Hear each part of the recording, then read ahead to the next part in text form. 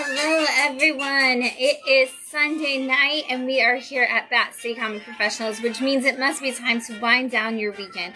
As always, I am your host, Shannon, aka Small Press Shann, here to talk to you about all of this week's indie and small press releases in comic books. It is going to be not near as crazy as the big shows we've had the last couple of weeks, so it's great. This is a good time for you to catch up on a lot of those books that you may have missed out on. But as always, I have a ton more that I'm going to throw onto that list, hopefully for you by the end of the night. We've got some stuff coming up, but this last week we had a great time with comic creation workshops. This just yesterday for kiddos. It was awesome. We had so many crazy, amazing ideas at both workshops. I love to see their stories, and if you didn't check out the post that we made that shares some of the things they came up with, you have to check that out for sure. This week coming up, we've got a lot going on. So Wednesday night at 7 p.m., we've got our book club, and it is for Beyond Real #1, and that is a free comic that if you are a subscriber with us or a regular shopper with us, you probably already picked it up.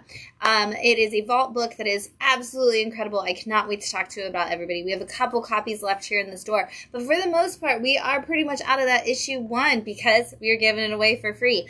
If you haven't had a chance to check it out, come by. You can read my copy. We can talk about it. And we are still doing our special opportunity for you if you read issue 1 and you like it and you sign up to subscribe to that book, which means you get it each month that it comes out, and you get that issue 2 and issue 3 from us. By doing that, you're going to be entered to win a chance to win a signed copy from the writer and the artist and everybody on the book. So it's going to be super cool. You want to definitely get that. They are special covers that Vault had at New York Comic Con, and we've got a couple signed copies, so I'm really excited for that.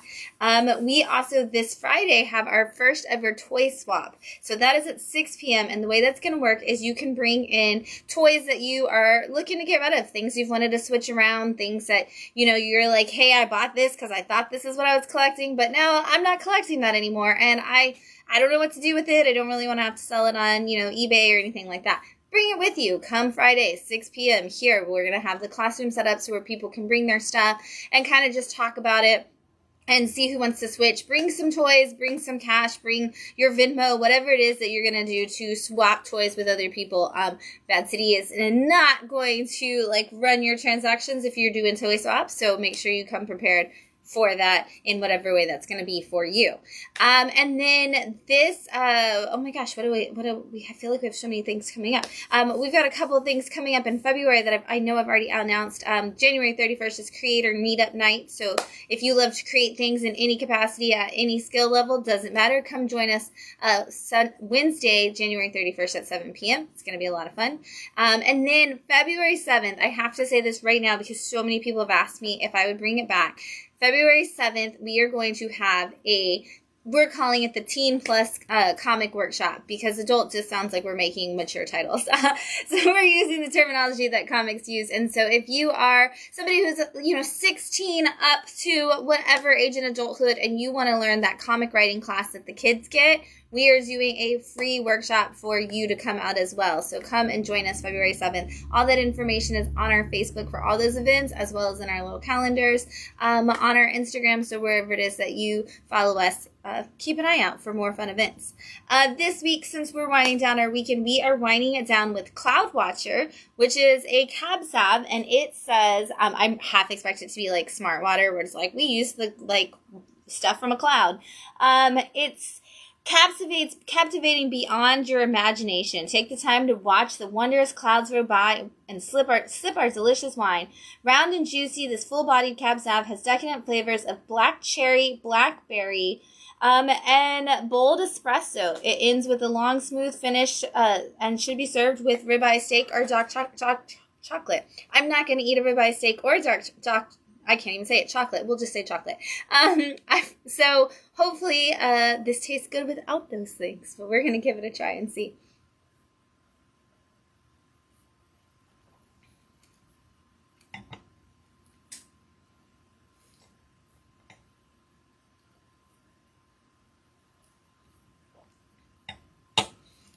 It's not a very strong flavor, but it's not masked by a lot of sugar or something, really.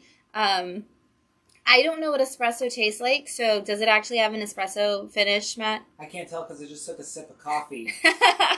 and then tried it. So yes. So it all has a taste of espresso. Coffee. Yeah. So it pairs very well with coffee. Okay. Well, that's good. But you're right, it's kind of middle of the road. It's not too sweet. Yeah. Not too sweet, not too dry, not like really, like the black cherry and the blackberry kind of are a blended flavor almost. So, it actually probably would be really good with almost any food that you wanted to pair it with because it is so subtle of a flavor. So. And it's like a $10 Publix wine. Oh, it's a $10 Publix wine. It's nice, yeah. So, it's good. I like that it says, look at the clouds and use your imagination. I'm all in for that. I think we should have like a cloud watching day because that's just such a cool thing to do. But yeah, and it does say it's got a smooth finish, and I definitely think that's true. I don't think it's too rough on the tannins or anything at all. So we'll be drinking Cloud Watcher throughout the night. And if you like wine, maybe give it a try. I am going to share this video really fast and tell people it's time for some comics. And then we are going to get started. Like I said, it's not a crazy busy week this week. So we're going to see, we're going to spend some time with some good books. And we're going to kick it off with What's the Furthest Place from Here, issue 17 from Image Comics. I was just telling somebody this week that, I really want What's the Furthest Place to end from What's the Furthest Place from Here to end so that I can know what happens at the end. But I also never want it to end because I love these characters so much and I feel like I've been on this journey with them for a million years and I don't want them to ever go away. But this is the story of a world where a bunch of kids who are all told that if you turn over the age of 18 that you'll get sick and die. They're all separated into different tribes, kind of very much like the warriors. They all have their own little gangs and they each pick their gods based off of where they are. So the group that we follow lives in a record store and they believe their gods to be the albums and the people who, the artists that are on those albums.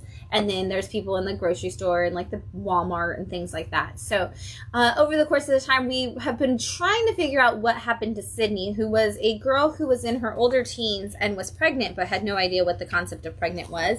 And she wandered off very early on in the very first issue. And so we spent the last millions of issues getting to know where Sydney went. Well, we finally got to see that in this arc where we followed Sydney. And now the gang has connected together and they are trying to put the team back together in a way that shows just how much of a family they really are. And they're determined to make sure that everybody that is still alive can be there and also maybe take down this mysterious thing that's been orchestrating everything from the very beginning. And we see a lot of these connecting points in this issue for them as they come back together. And that's why I'm I really want to know what happens. But at the same time, take your time, Matthew Rosenberg and Tyler Boss. You could keep it going forever, but also maybe give me a hint about what happens so that I'm prepared for whatever is coming my way. So up next, we've got Phantom Road, issue 8 from Image Comics, and this is one of Jeff Lemire's big horror books that's out right now. And what I love about this one is it's about a guy who is a truck driver and who has just always kind of been on his own, and he ends up picking up this woman who seems stranded, and now they're on this mission to deliver something, but it's kind of in this parallel universe, a Phantom Road, if you would, and all these truck stops seem to be the in-way and out-way of what's going on. But I love it because I honestly really don't actually know what's going on at the end of the day. We have a detective who's from the FBI who's investigating all of this, and she's so lost that it makes me feel more lost because I'm I'm on the same path that she's on, and then she's oh, none of that's actually right, and I'm okay, well then I guess I know nothing. And the two main characters absolutely know the nothing, so it's every piece of the puzzle that you fit into a spot. Jeff Lemire's ha ha ha, just kidding, you don't know what's going on, and maybe you never will. Maybe you'll just complete this mission and you'll be what happened to that road? Who knows? I could end up on it someday. We'll find out. It's a crazy story, and it's also just fabulously Jeff Lemire. The Infield Gang Massacre, issue 6 from Image Comics. This is a spin-off of their series That Texas Blood, done by the same exact creative team, and in the same place, which is Ambrose County. That Texas Blood follows a sheriff who is kind of having to deal with everything going on in that county throughout multiple decades. This goes back to the Old West and follows a criminal who is accused of a murder that he didn't have anything to do with, but it seems like the law in town just kind of wants him to be the one that literally hangs for the situation. And so they are after him, and it's called Enfield Gang Massacre. A lot of people die. And we get to kind of see what law and order looked like during the Old West. We also get to see what this town was like before the town was really there. And more than anything, we get to see Jacob Phillips' awesome art, which is incredible. And we get to see it all on this newsprint style paper, which fits the story. It fits the time period it's supposed to be in. It makes the art just pop more. And it just feels incredible. More books on this kind of newsprint paper, please. But this is our wrap up of the story, so I'm not going to show you too much from the final end. But there's a big thing that they were talking about. The creative team was talking about, like, oh, we really didn't know what we wanted to do with this. We knew it was called Massacre, and so we knew, it couldn't necessarily end well, but it was like, how far do we go, and how do we not push this book to something that's like, oh, that's epically cliche, but at the same time, give us something that fits what we're trying to do. And I really think that they nailed it in the way that they were hoping they would. And this book was really, really good. Now all 6 issues are done, and we are going to see some more of that Texas blood coming our way soon. Kill Your Darlings, issue 5 from Image Comics and KLC Press, which is the Kids Love Chains press imprint run by Ryan Stegman at Image Comics. This is the story of a young girl who believes that her imaginary world is real, and she's constantly going into it as a child and feeling those people come back and forth and helping her. And as a young child, she goes into her imaginary world, and something really, really bad happens in the real world, and it causes her to get put into a mental institution. And one day, one of her imaginary friends from her imaginary world shows up and is like, hey, you're gonna have to come back because our world is being destroyed. It's your fault. You've got to come with us. You've got to help us save the day.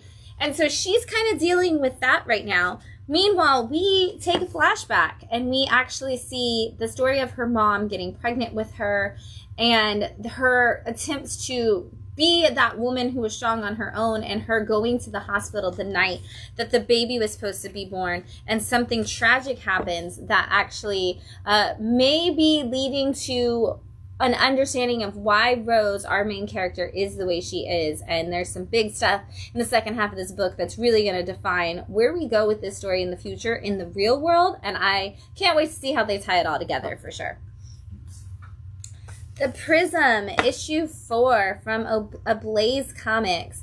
This is the story of our world in complete and total peril. We have to figure out how to save it, and we've kind of gotten to the point where the way we take care of the world is through these like supersonic booms and blasts out in space, and we're at the point where we need like the best, strongest possibility to save the entire planet and universe. And so a team of scientists figure out the best musicians to bring together from all the different genres of music and all the different time periods of like current musicians. And so they're like, okay, we've got this perfect team, this is everybody, but they don't want them to know each other in like the sense that they haven't ever practiced or anything before. I love this guitar spaceship that they have.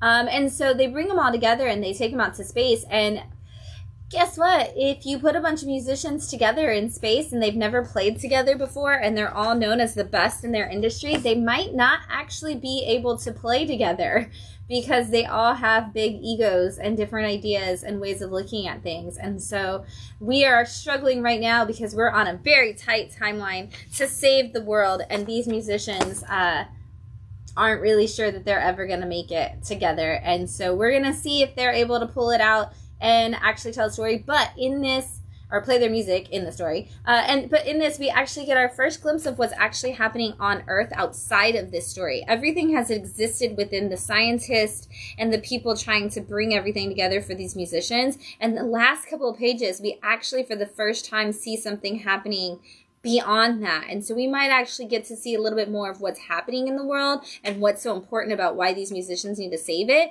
And maybe it's not going to matter even if they do. We're going to find out, and I cannot wait to see what the next issue actually tells us for the story.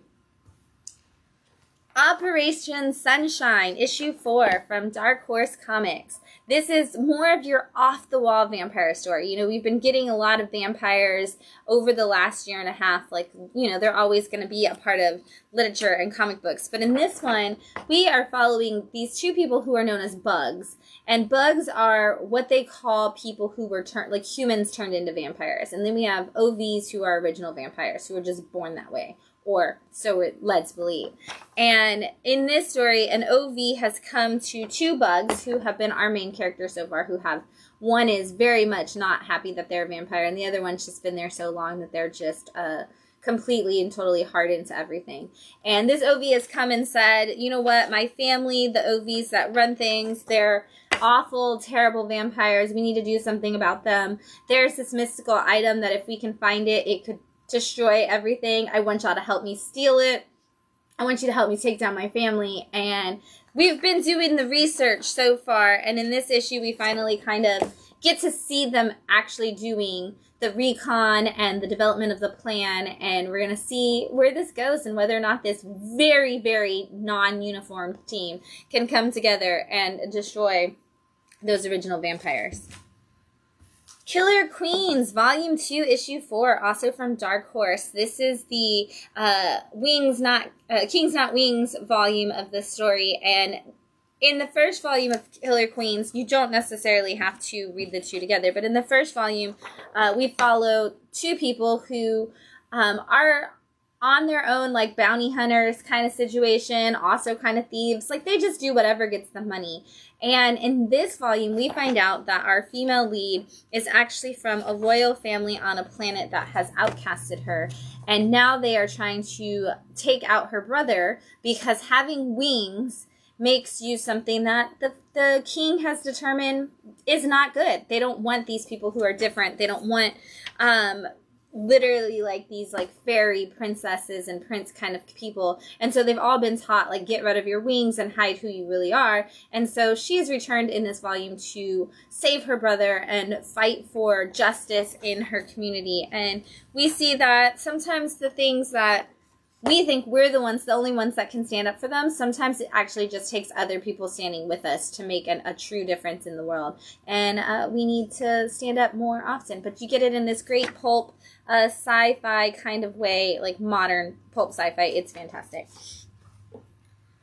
Genesis 2, Issue 4 from Gen 7 Comics. And this one's kind of a double-sized issue, which is really cool because who doesn't want more comic every time they get a comic? But this is the story of a guy who he's always wanted to make a difference, and so he figured out how to genetically engineer animals and has started crossbreeding them and giving them these extra levels of intelligence. And his childhood best friend also went on to be a scientist, but she has developed like a heat thermometer testing, like thermoscan that can find all of the smartest people in the world. Well, the bad guys have come after her equipment because they want to take out everybody who's not them.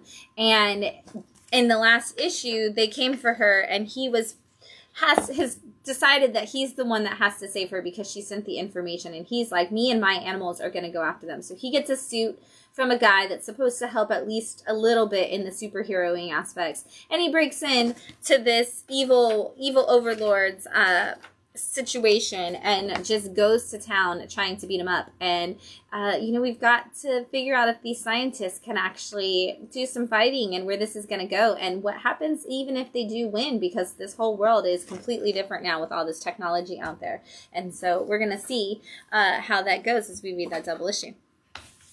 Rebel Girls, Issue 3 from Keen Spot with this fantastic Francesca Fantini cover. I love this. This is if you blended Riot Girls and like a story about demons together, this is what you're going to get, because this is three girls who are in a band, and they very much feel like Josie and the Pussycats. Not really like going anywhere, kind of playing in bowling alleys, not really getting any gigs. And a man comes up randomly, just like in Josie and the Pussycats, and is like, hey, I'll give you a record deal if you just sign with us. And they're like, that seems suspect. We're not really sure, but they play a couple gigs with him. decide maybe they should go along with it. Turns out he works for the devil, and she really wants a band that she can manipulate and control, much like in Josie and the Pussycats, except for the demise of all people. And in this issue, they're still working with him, even though they're not sure about it, and they get introduced to a demon who is very angry with his plot in life, and so he is trying to end them so that they can't get the deal that they're supposed to take, and the devil doesn't get what she wants out of it, because if he can't have what he wants, then nobody else should be, and everybody should be miserable forever. And these riot girls, these rebel girls, if you will, don't ever stand for anything that isn't the best thing for, themselves and womankind. Faceless in the Family, issue 3 from Oni Press. I really loved seeing where this book is going, and I'm glad that this isn't the last issue. I really thought it was going to end in this issue, because our main character, who is known as Faceless, has been on a mission to go to a place where they would do surgery on him, because he's like, I have to change my face. It's a terrible face. Nobody should ever look at it. And he's gotten that way because of something that happened with his family. And so he's determined to just rewrite his facial structure entirely. And along the way, he's met a giant man who has everything he's ever owned that he just carries on his back, and a woman who has this mysterious past that was running from something, and they kind of help. And a couple other friends along the way, and they just kind of pick up any straggler who needs help. And in the last issue, Faceless actually made it to this place, and he made it to a doctor, and the doctor's like, you don't actually have enough money for this surgery, but also like, dude, you don't need face surgery. Like, you're really handsome and everything is fine. Like, why would you want to change your face? And he's like, you wouldn't understand. And they're like, all right, well, if you really need to do it, here's a doctor who will do it for your rate. And so in this issue, Faceless has gone to this other doctor and is like, this doctor is also like, I don't really think you need to do this, but whatever, like, I take money.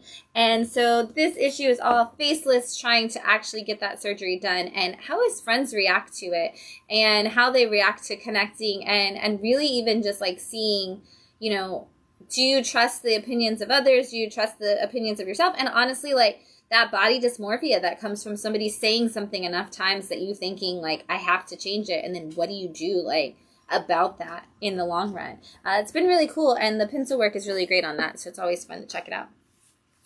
The Deviants, issue 3 from Image Comics and James Tynion.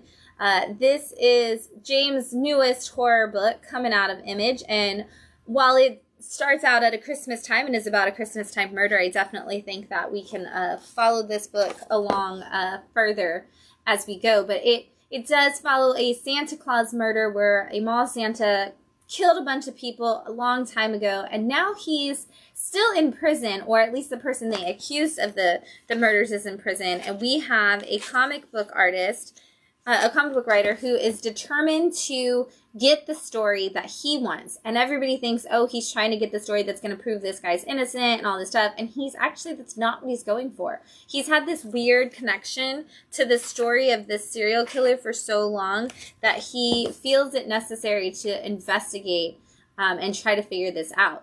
Meanwhile, we're getting so much more. We get these backstories to the time period when the murder actually happened in every issue. And in this one, we see the police officers who investigated the murder actually go after the person that they do eventually pin the murder on, which happened all before and at the beginning of issue 1. And we see why they do it, and we see a lot of their reasoning for things and the choices that they made and things that lead to maybe, some innocence and some guilt in some different ways. But I'm really sucked into figuring out who this is. And I'm not going to lie, because our comic book writer in the story has actually no interest or intention of solving the murder, I don't know if we're ever actually going to see that come into play. But murders have started up again, so like maybe we will, or is it like a copycat? Like, who knows? Who knows what direction James Tynion will go in? Nobody ever knows what direction James Tynion is going in. So, right now, I don't know if we're ever going to get an answer, but we might get some more murders in the modern time of this book. Maybe we'll see where that goes. But if you like good classic, like, murder, not so much the slasher, but the like figuring it out of it. This is going to be a good one to pick up for sure. I'm going to take another drink of Cloud Watcher before I jump into the number 2s and number 1s.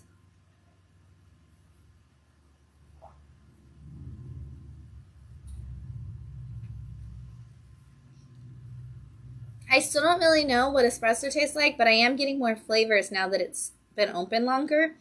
So I'm not really sure if one of those is like the espresso-y flavor of it, but I'm definitely able to like differentiate even the blackberry and the black cherry away from each other a little bit more now. So I'm curious how this is going to unfold and bloom as it sits out longer. But still good. All right. Next up, we have Borealis, The Curse of Darkness, issue 2 from Dark Horse Comics. And this is all about the Aurora Borealis, not, any other thing that you could come up with. Insert good joke that I thought I had there, and it's totally gone. But anyway, this is about a girl who was raised in a small town in Alaska, and she had a big drug problem. And so her grandma ends up coming and getting her sent off to go work with a police station and a police force in another town, and is like, hey, clean up your act. You're going to go and you're going to stay there until you do. Well, now she's been working in this other town and she's been cleaning stuff up, and they're like, hey, you have to go back to your town. There's some stuff going on down there. You need to go look into it. Maybe even just take a break. I don't know. And so she goes down to her own hometown and finds out that these drug lords are running drugs and running alcohol, doing all these things. And she's like, hey, I'm back in town, and now I have the authority to take out these people who essentially were trying to take me out as a child, with all of their, seedy deeds and stuff. But as she starts to fight them, some really crazy stuff starts happening, and we find out that she is connected to some mysterious force that is connected to the Aurora Borealis, and we don't really know what it is yet. We get like a name of it in this issue, but like why, who, what, when, where is this going? We don't get any of that, but we only get one more issue to wrap it all up. So I'm really curious if she's going to solve these cases that she's taken on, if she's going to take everybody out, because I really kind of want to see her take everybody out, but I also want her to like learn what this magic thing that's coming at her is, and we're going to see if she can do all of that in one issue. It's going to be a lot. Mundos Tenebras, issue 2 from Blood Moon Comics. This is about a priest who was doing an exorcism, and it did not go well at all. And a small child that he was supposed to be exorcising a demon from did not make it. And so he is very upset about it and ends up going to a bar where he actually meets a demon. And she's like, hey, you know that the world is not any of the things that you've been told, right? Like, yes, angels and demons are real, but that line is really, really thin. And the things that are going on in this world, like even the things you think that your superiors are telling you are true, is not necessarily the case. And we really get to see kind of the human side of that in issue 1. But in this issue, we really get to see that angel and demon side of the whole thing. And we also get little glimpses of the demon that we're following. We get her backstory, but we do it where she like looks off and like thinks about the past, and so we don't actually get any words to it. We don't really like know what was said in those moments, but we know what she thinks and what she feels about them, and it kind of really changes, who is the bad person and who is the good person. And she keeps trying to explain to this priest like good and evil aren't what you think it is. And we learn a very big thing about the exorcism that he was trying to commit. And I want to see in the next issue, which I believe is going to wrap up the whole thing, again, how we're going to wrap up this and how we're going to really make people, realize what's going on. The Rescuer, issue 2 from Gen 7 Comics. What's really cool is this is another like new superhero kind of story from a small press, but they give you chapters. And so I like that they kind of give you more than one story in each issue. And in the first issue, he is chasing down some bad guys, and he's heard that they're traffickers and that they're doing all this stuff, and he's just determined to destroy what they've got going on, and it doesn't really go the way that he's hoping it will, and he starts to really doubt himself. And so he's like, you know what, I'm going to go in a different direction as a hero. And so story 2, it's like some time has passed, and he's like, I'm going to go in a different direction, and he ends up going to help the military. And when he goes in and is helping them, he's like, wait, why are these people celebrating? Like, because we destroyed the people that we were fighting against, but like they thought they were the good guys. And also look at how scared all the people in this village are. Like, maybe we're not the good guys. Maybe I'm not doing the right thing. So he's like, you know, maybe I don't need to be a hero at all. And he tries to kind of put it away for a minute, and he realizes he can't do that either. And he, you know, has to kind of figure out who he's going to be as a hero, what he wants that to look like, and how you can deal with the fact that no matter how many ways you try and no matter how many people you help, you really just can't save everybody in the world. And as a superhero, more so than even like a regular person, that's a hard burden to take, because you think, I'm superpowered, I should be able to do everything. And he's really having a war with that internally while he deals with this, which makes for a really great superhero story. Our Bones Dust, issue 2 from Image Comics. This is another one of those like crazy art design books where we've got a post-apocalyptic world where everybody's kind of, you know, we've got cannibals, we've got the water situation like we always see in these post-apocalyptic books these days where like somebody just really wants water. We've got cities that are destroyed and people have kind of broken into like, will collect you and kill you, or collect you and keep you or eat you kind of things. And this young boy in issue 1 shows up and just like sneaks in and robs all these people and kind of destroys a bunch of them. And he runs away, and as he's running away, we see that there is this giant robot AI that's been there since to observe the planet, and they're not really supposed to be involved, but one of the robots is very, very good at that, and the other one's like, I kind of want to see how this goes, and this little kid might need somebody to protect them. And so in this issue, he's been following this little kid, and he ends up coming across a different kind of AI that's existed that is like, I'm just here to eat and destroy, and he's got this cloak on that's just made out of like all the humans that he's destroyed, and it's creepy and terrifying. And our good AI is like, I gotta do something about this. And so his directive is don't get involved, but he is doing a very bad job of not getting involved. And he's just very interested in this young kid, and we're gonna see what it looks like if they are able to connect in any way, and how they might be able to maybe build something for this future, or not, and everything could implode, who knows. Invasive issue 2 from Oni Press. This is the story of a man and a woman who a couple years ago, I guess, in the story, they were trying to figure out what happened to her child, who was stolen by some people and possibly just killed, or we don't know necessarily. I don't think that they were killed. Maybe they were, but basically there's some people out there who are doing unelected surgeries, and this child was taken, and they believe that that's who it was.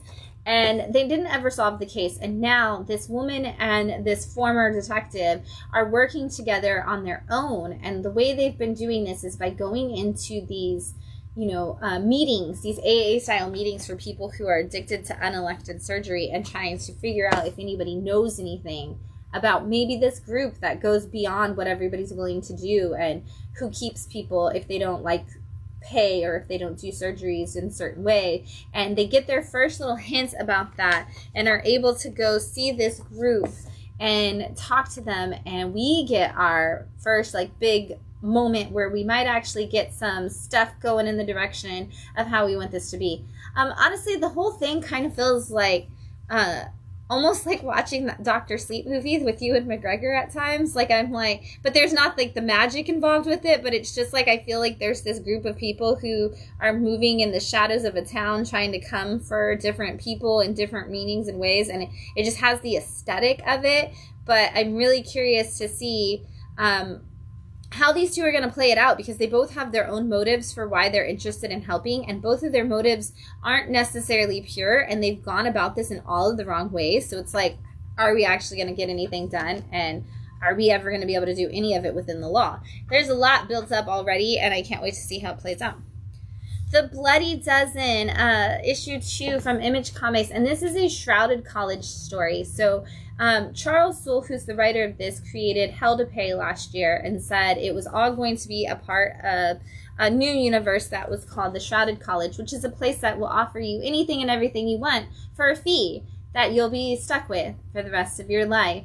Because when you go to college and you need assistance, you might be stuck with it for the rest of your life. But this puts a magical little twist on it. And so in this series, we have somebody from the Shrouded College approach a grandpa, like a daughter-in-law, and the granddaughter, who are all at different points in their life and all in very bad way, and are like, hey, we'll restore you to the health that you always wanted, we'll put you in the best gear, and we'll send you out to space, which is something you've all wanted to do and never like necessarily got to do for real. The only thing is that you owe the Shrouded College essentially whatever they want from you. And oh, by the way, what you're going to space for is because these artisans, who are kind of very much like alchemists, built this prison for vampires by the sun. And something's happening with that prison, and we need to send some people out there to take care of this, but none of our people want to go, so we're going to hire y'all. And you can figure it out, or you can die.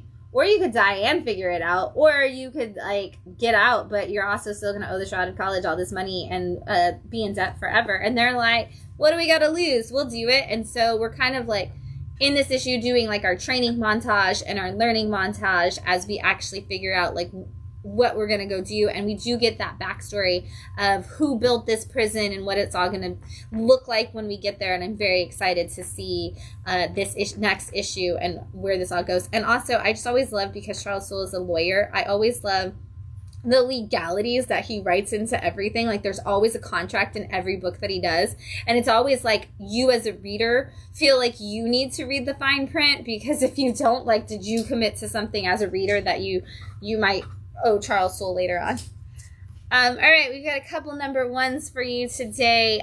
We've got Cobra Commander, issue 1 from Image Skybound Comics. If you are a fan of G.I. Joe, then you are probably in the greatest days of your life right now, or Transformers, because this is our new Energon universe, which is the combination of G.I. Joe and Transformers, and it's being spearheaded by Robert Kirkman, Joshua Williamson, and Daniel Warren Johnson, who are just some of the people who people absolutely love to see what they're going to create. And they've built this major universe that started with Void Rivals, which has, it's kind of like our own unique universe, but then went into Transformers. And in Transformers, we got our first little hint of Duke from G.I. Joe. And then in Duke, we got a little bit more of Transformers. And then in Cobra Commander, we are actually getting to see the backstory of how, I don't want to show you that, but the backstory of how Cobra Commander came to be. Like, why is he in that helmet and that suit? And where did he come from? And why is he connected to this? And also, what is Cobra Law? We learn all of that in this book. So if you're not familiar with Cobra Commander and you aren't really, like, on your G.I. Joe lore, you actually get a lot of it. Joshua Williamson is very good at giving you enough backstory of each thing without overwhelming you with lore and mythology and everything. But we also get to see Cobra Commander in a new light. One of the things that Josh said was really important to him about this book was that he didn't want to just give us the Cobra Commander that we already saw. And so as we go through that typical backstory, we also see, the usual manipulation tactics that we associate with this bad guy.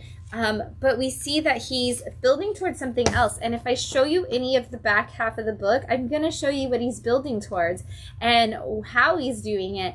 But I will say, everybody has come in this week that's read this book in advance said Transformers fans, almost even more than Duke or any of the other Energon books, you need to really grab Cobra Commander. And I definitely think that is absolutely true. If you're reading the Transformers series and you didn't grab Cobra Commander, grab some Cobra Commander, because this is really going to take you in. And as if you're a fan of the villains of these things, you definitely want to grab this too, because we're definitely going to see an all-star villain story right here. For those of you who like things like Joker stories or any of those Batman One Bad Days that kind of focus on the villains, I think we're going to see a lot of that same kind of style in this, but with that Joshua Williamson great storytelling. I'm going to do this one first and then the next one. We've got Rogues issue 1, which is actually a one-shot. We've got Rogues the one-shot, and this is from Scout Comics' new Europe imprint. So much like in the way that Ablaze is reprints of European comics, and we see a lot of that coming from other places. This is what Scout is going to be doing now with their Europe imprint. They are bringing over European creators and already, a lot of them already existing European books and translating them for Americans to see. They're also partnering in a big way with a lot of the Spanish comic companies overseas to bring those stories over through this. But this is about the Rogues, who are two people who kind of the same as we were talking about earlier. They're thieves, they're bounty hunters, they're whatever gets them money. And they're trying to get an item from a witch, and she gets very mad about the fact that they take it from her. So she sells their souls to these goddesses of evil, and now they have to go back in time to all these major points in their life and piece together the pieces of their soul before it's too late. And so they work their lives from childhood all the way to the future and just bring their souls back together, and we get all of their adventures. And it's such a cool way to do that, because instead of giving us a whole series where we see each of those adventures play out, we get them in almost a montage style experience, but we get to fully know the characters. You know everything about each of these people. I know how they're going to react to every situation. So if they bring out a full Rogues book after this, I'm going to feel like I've been reading this series for a decade because of all the adventures that we went through in here. And then you get like a hilarious wrap up. It's a lot of it's very much like Barbaric. If you are a fan of Barbaric from Vault, this is a great companion kind of story for you to pick up that's going to be like, wow, that really had that same hilariousness. It had that same heart. It's got that same impact. Pick this one up if you are a fan of that and as well. We also have a Scout Nonstop book, which is one that we get one issue and then it goes into a collected edition. I cannot wait for that graphic novel to hit. But this is Von Bach issue 1 from Scout and their Nonstop imprint. And this is a fantastic Marco Fontanelli cover, which I pretty much sold out of this entire book this week just because of this cover. So thank you, Marco, again for your incredible artwork. And I have so many people who are now following him, waiting for more of those Universal Monster books, art prints to hit the shelves in some way. But this is the story of Von Bach, which is very much your story of Victor Frankenstein. It's about a woman who finds out that there's a scientist named Von Bach who is trying to bring about reanimation. He's literally just Frankenstein, and she's like, I want to go interview him. And then she ends up in the process kindling a kind of relationship, and she has this great and wonderful love story that's coming, but she is betrothed to someone else, and they are not very happy about it, and we see how that turns out. And then we switch to the modern side, and we find out that there has been a movie that was based on the story that she told about Von Bach and about that experience, that story that she was writing. And now that movie is been told 1,000 times before, and they're like, maybe it's time the story gets told a little differently. Also, maybe the story is a little cursed, but we have a young writer's assistant who is like, hey, the only way to save this studio kind of thing is if maybe we try something a little different, and is like, we should make a Von Bach movie. And I love this for all of my writer friends and all of my filmmaking friends. The director is like, that's a great idea, let's do it. You have we start production on Monday, and they're like, because they're already in production and they need to change directions, and they're like, so you need the script by Monday? And they're like, don't be ridiculous, you need the script by Sunday if we're going to make copies for everybody. And it's like Friday, and I'm like, nobody's writing a script that fast, and they would have already changed all this. Like, it's so funny because you get that, but at the same time you're like, ooh, pressure. I can't wait to see how that plays out for them and what they're going to do. And so I want to see, this is going to go straight to a graphic novel from here. You'll get this issue will be in that graphic novel, and then everything else will be in there. So I can't wait. I'm definitely going to be grabbing that one so I can see how that story plays out. And then our last number 1, which is also a one-shot for the week, is The Colonized, Zombies versus Aliens. And this is a oversized square-bound book, whatever you want to call it, a full story. It's actually essentially a trade paperback, but it's from Image and the Zizaji line, and it's essentially a trade paperback because we do have like 4 issues in here. But being that it's Zombies versus Aliens, we are in a town where the man in charge of the town has passed away, and this is one of those like, we went off the grid, we don't respond to the government, we don't do, you know, it essentially like shared community, a colony, if you will. And the man in charge has passed away, and his son is trying to keep everything together the day of the funeral. And you already got the people who are like, I want my guns back. And he's like, we're not going to be the kind of town that has guns. Well, an alien invasion happens, and really it's just like one ship of aliens comes down, and they're just trying to do their scans and get their science information, and they accidentally do something wrong, and their laser beam zombifies everybody. Instead of like pulling up the living, it pulls up the dead, and now we've got a whole zombie outbreak. It's targeting animals, it's targeting people, and the guys who are like, this is why we need guns, are like, this is why we need guns, and the people who are like, we've got to work with these aliens, let's figure out what the science of this could be. Like, it's all, everybody, like, humans are fighting humans, aliens are in the middle of it, zombies are coming from all different directions. It's a fantastic story. It's a lot of fun. Again, you get the whole thing. It kind of feels in that same pulpy spirit of like War of the Worlds and things like that, but with the comedy a little bit mixed in there. Not quite Mars Attacks kind of comedy, but you do get some laughs out of it, and you get a lot of heart, and you get a lot of really cute aliens. Cute alien moments mixed with human moments, and just, it's great. It's honestly fantastic. It's $10 for the whole thing, but seriously, there's like 4 or 5 issues in here, and they're labeled, so you can actually see it, because it was originally something that was coming a long time ago. But if you like aliens, you like zombies, you like stories about humans not getting along, this is going to be a good one. And you get that cool Francavilla cover. All right, we got 2 picks of the week this week. We are going to start with Traveler's Guide to Flagoria, issue 6 from Scout Comics. This is the end, for now, of Traveler's Guide to Flagoria, possibly the end forever, who knows. But I almost cried. So this was on my list of books I didn't expect to love as much as I did this year. I'm not a super sci-fi person, but this is a super sci-fi book that I love. And this was all about a man who has extreme anxiety, and he's given a report, a beat from his journalism job to go check out a person who is trying to say that there's aliens and monsters and things all over like the ocean and the lake in town. And so he ends up going out and investigating that, only to wash ashore, so like, or get in shipwreck and then wash ashore in a whole new place. And it's a whole new world, and he ends up getting met by this lady who's like, hey, I'm the only one who can help you. That was my partner on the other side that knew how, was trying to get back here. I can't believe you made it, but he didn't.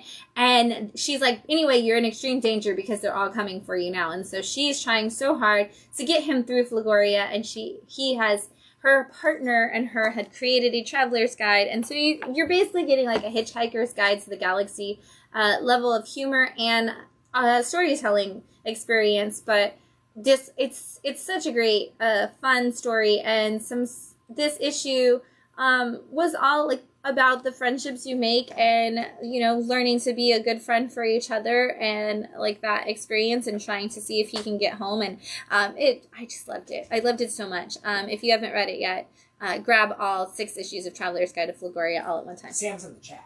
Ooh, Sam, you're here? Oh my gosh. Yeah. Hi, Sam. I love this book so much. Thank you so much. I really, like I said, it was one of those where I was like, I'm not a big sci-fi person. And then I read it and I was like, I love these characters so freaking much. We have a ton of subscribers for it. We do. We have a ton of subscribers. It's a book I can't hold in stock. Thank you so much for this book. And also, thanks for making me cry today. Really appreciate that. In the most wonderful way, and saddest ways, all at the same time. So, but seriously, thank you. I cannot wait for my subscribers who picked it up this week to come back in next week so we can yell about it. And please bring us more. He says he hopes that they let him do more. I hope they do too. Oh. It was really hard to draw that scene with Steve. Stop it. There's not enough wine. You know what? Cheers to Steve. It's a great scene. And cheers to you, Sam. Oh my gosh. All right. And then my last pick of the week, this week, is Creepshow, Volume 2, Issue 5 from Image Skybound. And if you know that this volume 2, issue 1 made it into my picks of the week because of all of the angry, beautiful, amazing things that Garth Ennis said in it, you're not going to be surprised at all that this issue made it into my picks of the week. So the first, as with all Creepshow books, it is an anthology, so there are 2 stories in here. The first one is done by Saladin Ahmed, who you may know from Miles Morales fame. And Saladin wrote a story about a politician who is very against comic books and thinks that all comic books should be burned and should be banned and destroyed and in all the worst ways. And a librarian gets really mad about that. And suddenly this politician finds himself inside of a book that's about a politician who thinks all comic books should be burned and banned and bad things should happen to the books. And it's Creepshow, so bad things happen to the book with him in it. It's only Creepshow could do this book the way it did, and it's that hilarious justice that Creepshow and dark humor that Creepshow is known for. And then issue 2, part 2, the second part of this is all about a little kid who believes there's a monster under his bed, and his parents don't believe him, and they tell him he needs to stop with all the overactive imagination. And the monster's like, hey, I'm not going to eat you, but I need you to feed me. And he's like, what do you want to eat? I got some snack bars. And he's like, no, I only eat the things you love. So the kid grows up and feeds, over the course of his life, he feeds this monster his comic books. And every time he reads it, he's like, oh, dude, you're going to love this one. It's got a great story. And as the kid gets into his teen years, his parents believe that he needs to get over comic books, and they come for his books. And again, Creepshow justice happens. Fans of comic books and the right to read, you'll love this book forever. Check it out. Again, Creepshow justice in all the best ways. They're really killing it with Creepshow, bringing that back was such a great decision. So thanks Kirkman and the Skybound team for picking up Creepshow and bringing it back, and for getting such all-star people at all times to work on it. We've got some other books in stock that I'm just going to fly through really fast. We've got Wheel of Time issue 3 for those of you who are fans of the books. These are your adaptations in comic form. We've got White Widow issue 3 from Marvel Studios. If you are a Yelena fan and you really love the Black Widow movie, which I assume you all do because the Black Widow movie was fire, you should check this book out. Walking Dead Deluxe. This is issue 81. They are reprinting Walking Dead in color for the first time. Every week a new issue comes out. They are the same issues you've already read, just in color now. The Weatherman, Volume 3 is out with issue 1. This is one of those books that it seems like every couple years we get the next volume, so it's been a minute since Volume 2, so you might have to go back and do some refamiliarities with that book. Miracle Man, The Silver Age, issue 7 from Marvel.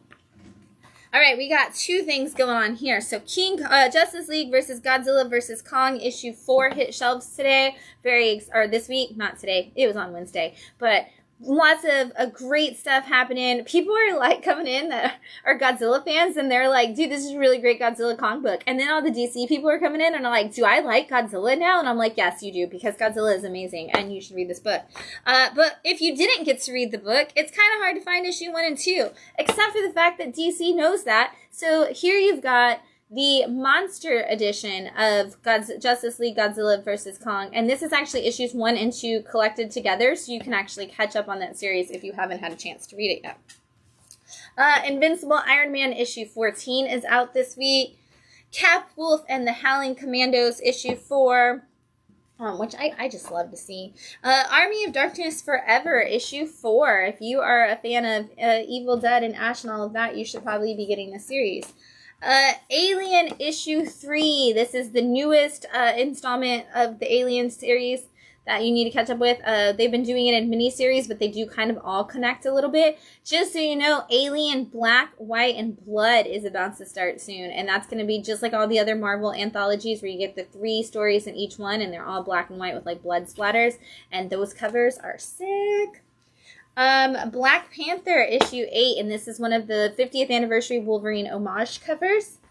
Fantastic Four issue 16, also with the Wolverine 50th anniversary homage. The Flash, Jay Garrick's story. This is issue 4, and we've been seeing all of our JSA characters get their own stories again, which is really cool. We had the JSA story from Jeff Johns last year, and now each one's kind of got their own story going on.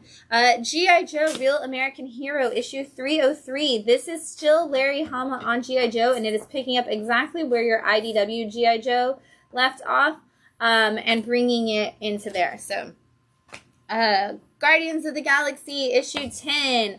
I am seeing so many people jumping on to Guardians of the Galaxy right now. So this is a series that, you know, I went from like 3 subscribers to 7 subscribers to 13 subscribers like overnight. And so this is a book that's still really pulling for people. Green Lantern War Journal. I already forgot what issue 5. This is another one that I'm like, the amount of people who are like, have you been reading Green Lantern War Journal is super cool. I think people are really loving seeing all of the Green Lantern books that aren't just about Hal Jordan. So I'm glad we're seeing a lot more of those stories come out for sure. And these covers are great. They've been so much fun. Guess who's back? John Constantine, Hellblazer, is launching up again right now. This is your issue 1. If you have been one of the millions of people who have asked me if there was a John Constantine book out or coming soon, guess what he is? He's right here. Congratulations, he's back. We all love to, scoff at all of the ridiculous things he does and go on some wonderful adventures, and here he is to give you some more. Amazing Spider-Man issue 42 is out this week. Jackpot also came out this week, but I'm out of it. So all you Spider-Man fans, hope you grabbed that one. Star Wars Obi-Wan Kenobi issue 4. This is your TV show reprints, like your adaptation of your TV shows. Star Wars The High Republic issue 3 of volume 3, I believe is what volume we are on now. I'm going to grab this one right now really fast. Avengers Twilight came out this week. Issue 1, launching it. This was your Marvel book. Everybody came out of the woodwork for this one. It has been so popular. Chip Zdarsky writing at Marvel on something other than Daredevil. It's been a minute. And we get that, like, crazy story build up in here. I'm not going to spoil anything for you guys. You all just need to read it. We've got Superman, issue 10. We got Cowboy Superman happening in this issue, and I know a lot of people were excited about that. Space Usagi, this is Death and Honor, issues 2 of 3. I know he's been trying to get to space for a long time, and good for you, Usagi, because I heard you finally made it. Titans, issue 7, with this Jin Bartel beautiful cover. I kind of just want all of the Jin Bartel Titans covers to put them all together and stare at how beautiful Jin Bartel makes everybody. And then lastly, new and trade paperbacks. We have The Savage Shores. This is the definitive edition from Vault Comics. So it is the entire series that came out years ago, with some extra features. And this is some earlier Rom V work that hasn't gotten to be seen a lot from a lot of people because it was an earlier book for Vault. But this is vampires, demons, monsters of all kinds, and it's on the trade route, the East India Company trade route in 1766. And so you've got like this old evil who is trying to like experience their thing their way, and then some bigger evils are coming. It's going to be great. Rom V has never disappointed me in anything ever, so if you haven't read it yet, this is one of those like epic books from Rom that you absolutely need to check out. So there you go. Like I said at the beginning, we've got a lot coming up this week. Wednesday night is book club for Beyond Real #1 from Vault Comics. You probably got a free copy from us. If you are a Bat City customer, bring that free copy back and come talk to me about how much you loved it. It starts at 7 p.m. on Wednesday, or tell me that you didn't like it. I would love to hear that. I'd love to hear what people have to say about their books. Or you could be like, I love this page and I hate this page, and then this page was half okay and half not. I want to hear all your opinions. So show up on Wednesday at 7 o'clock and tell me all about Beyond Real #1. And again, if you subscribe with us for that book and you get issues 2 and 3 from here, you actually get entered for a chance to win an autographed copy from writer and artist of Beyond Real, which is going to be super cool for you. The other thing is Friday night is our first ever toy swap at 6 p.m. Bring your toys, bring your cash, bring your phone with your Venmo, whatever you want to do. Get ready to find some toys from some friends. It's going to be great. And then we will see you this time next week to talk about all the books that are coming out. I can't wait. I get excited every Sunday night because I'm like, what is going to be here on Wednesday? I don't know. I don't check it until Tuesday. So we'll all find out together. Come hang out with me next Sunday. And until then, hopefully we'll see you in the shop. But stop by your LCS, wherever that local comic shop may be, and pick up some great small press and indie books and have fun. Happy reading, everyone. Bye.